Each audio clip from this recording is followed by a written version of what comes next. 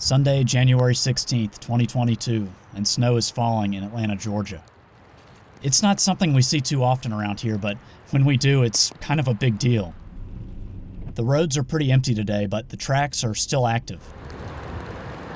This lash-up is headed toward Norfolk Southern's Industry Yard in East Point. Meanwhile, this train with auto racks behind it is tied down, probably waiting for a crew. This is right near what used to be Fort McPherson, and the land is now the home of Tyler Perry Studios. Over at the south end of Industry Yard, there wasn't much going on. That flashing EOT is on the back of GA-76. We'll catch up with him in a minute. Of course, MARTA is also running today.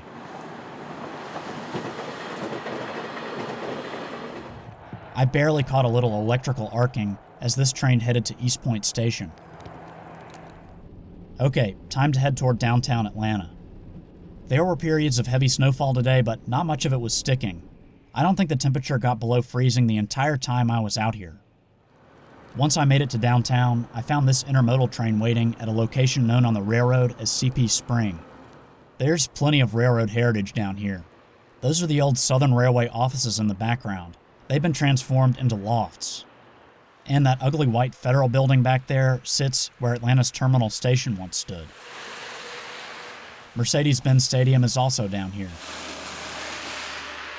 Now, I am not used to shooting in weather like this. I've got rain gear for my camera, but keeping the lens dry was a constant struggle. Anyway, I got it dry enough to see GA-76 passing by on its way to Inman Yard.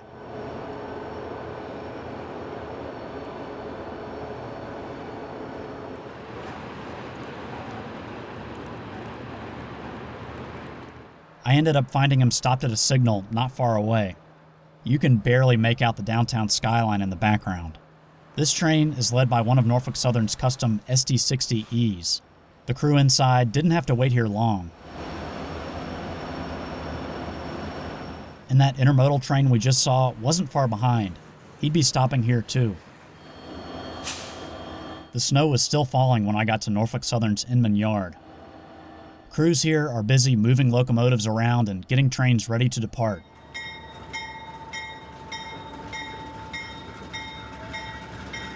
There's even a little foreign power down there. Next up, I headed west to an area known on the railroad as CP Bridge.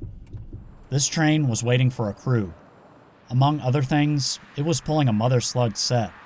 These slugs are definitely unusual looking machines.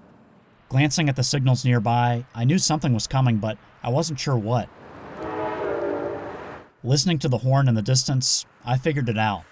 It was Amtrak number 20, the northbound Crescent.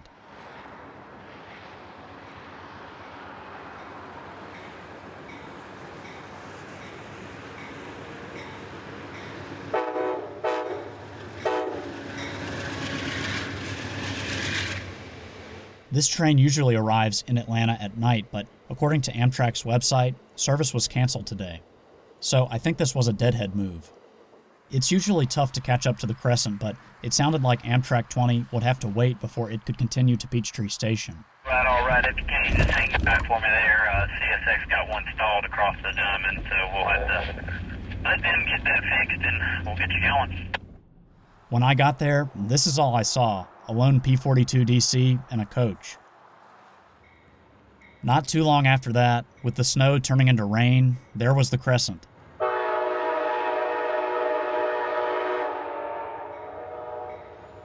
They'd be tying the train down here at the station.